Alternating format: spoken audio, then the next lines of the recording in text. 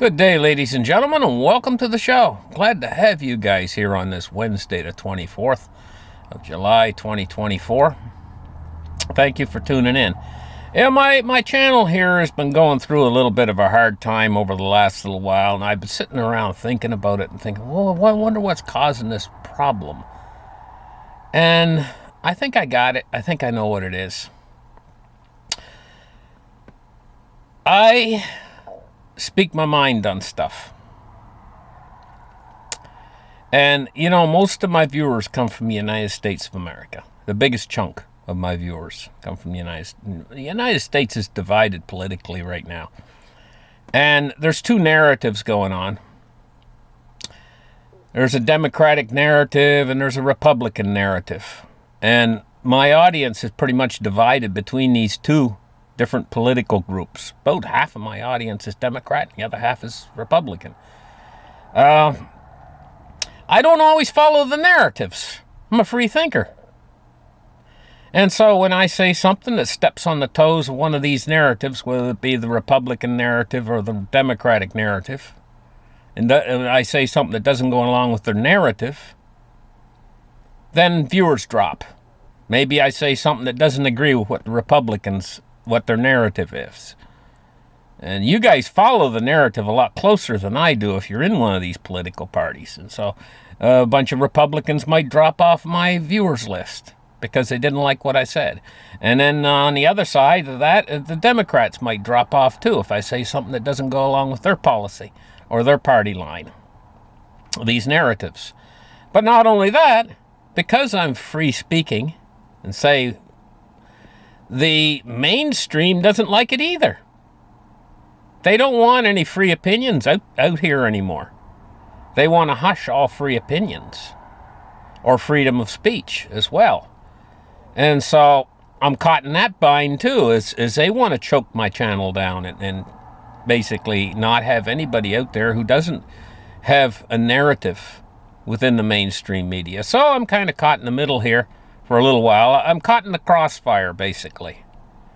And my channel is taking the hit from this crossfire. That's what happens. But is it really a good idea to get rid of everybody out there who's able to express a free opinion? What kind of society do you have anymore after that? Anyway, guys, I talked enough about that. Maybe my channel will start to grow again with you guys' help. But anyway, we're going to get on. I'm going to continue to express my opinions, and this is what you view me for, is come in here and get a free opinion on what somebody thinks who's not biased one way or the other, really. Now, my opinion here is we've had a problem in Yellowstone National Park. Now, did you guys know that Yellowstone has a volcano in there? Probably a lot of you guys know what I'm talking about right now, but just for the people out there who don't know. The volcano at Yellowstone is capable of destroying all of North America. It's not an ordinary volcano. It's not an ordinary caldera. It's far from ordinary. It's monster. It's a monster. And if it blows its top, it could quite literally, and I'm not exaggerating, destroy North America, destroy Canada and the United States, or most of Canada and the United States. Well, to the point where it'd be very hard to survive here if she blows hard. A lot of people don't know that it's that powerful, Yellowstone. So I keep my eye on Yellowstone, and there's a lot of other people keeping their eye on Yellowstone. We just had a problem with Yellowstone. Biscuit Basin in Yellowstone National Park is temporarily closed due to a hydrothermal explosion. So the volcano is just blowing a little bit. It might be a warning sign. It might be saying, hey, it burps. The volcano burps. They're standing in the aftermath, these guys, these park rangers and stuff. And you can see the explosion's been there. It's been a massive explosion. Scared a lot of people. They ran for their lives. I could put video clip of it up here, but it would probably get copyright, so I didn't.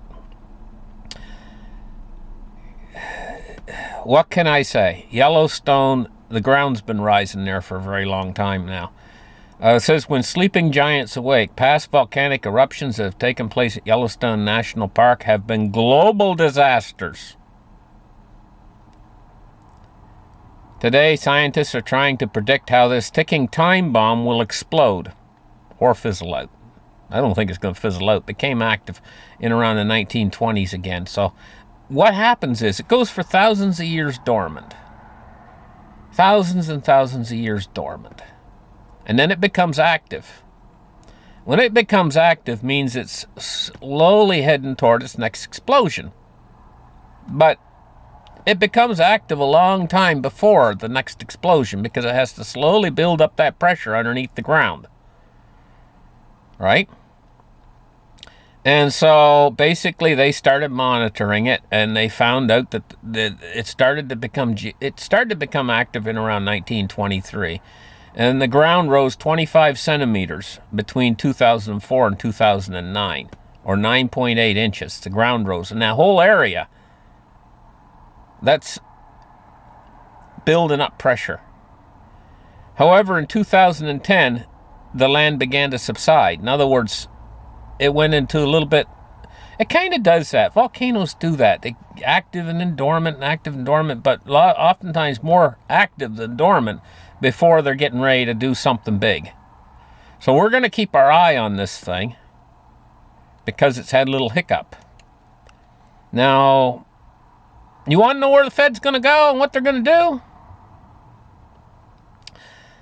The Bank of Canada, all these banks are interconnected, you know, the central banks. And the Bank of Canada just cut interest rates for a second time, signals more rate cuts to come. So we can probably look at that as a signal that the Fed's probably getting ready to start cut rates pretty soon.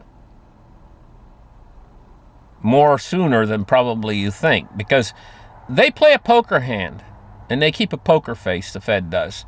And they won't tell you what they're planning on doing. They know what they're planning on doing, but they kind of, they do their Fed statements and stuff, and they're very, very poker. It's like a big game of poker. Like, you don't want to let your opponent know. A little smile on your face can ruin your whole hand, and that's the way with them. They got to keep their hand close, the Fed. But this is a signal to me that the Fed's probably getting ready to lower interest rates.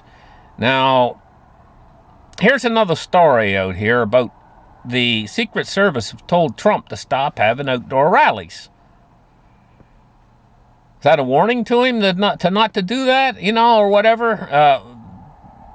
Maybe, I don't know. But I do know something.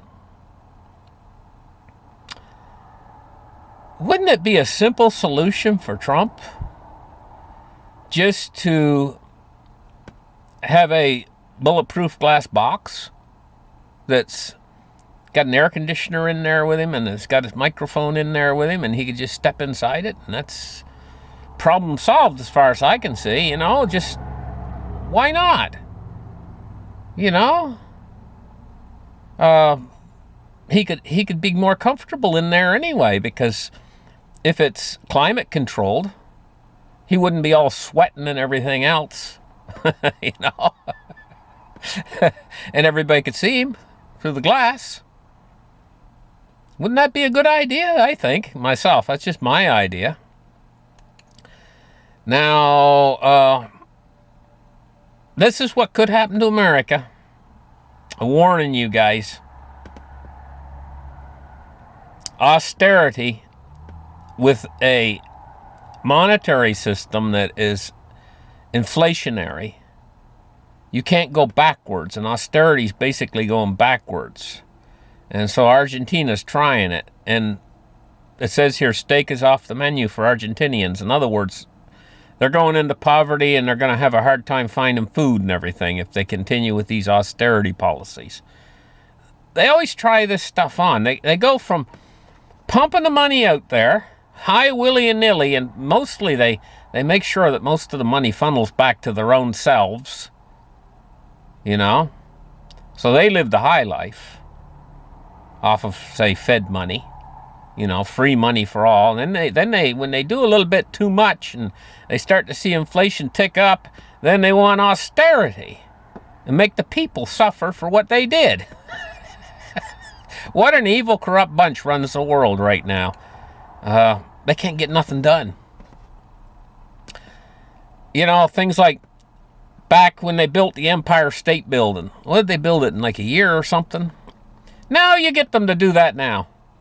It would take them 50 years. They'd never get it done. So much graft. You can't even do things like that anymore. Big projects like that. It's just, silver is $29.20 today. For silver. So it's trying to go up earlier a little bit.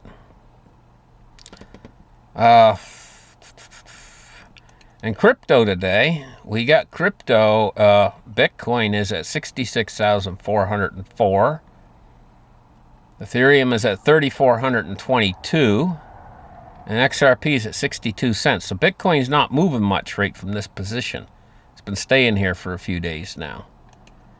Stock market is, the Dow Jones is up 323 points. Crude oil is up 91 cents. And the S&P 500 is down 95 points at 5,460. So the Dow's at 40.34. It's down 323 points. And so we see silver remaining pat. Now, anyway, we're going to have to see if this holds up. So now I was going to say something, but I just hold it back for a little bit. Okay, the US 10 years at 4.23. It's down 0.6 of a basis point. And the US 30 year is at 4.48, and it's up 1.7 basis points. And the dollar index today is at 104.2, and it's moving down a little bit. Thank you guys for listening to my show. You guys have a great afternoon. Bye-bye.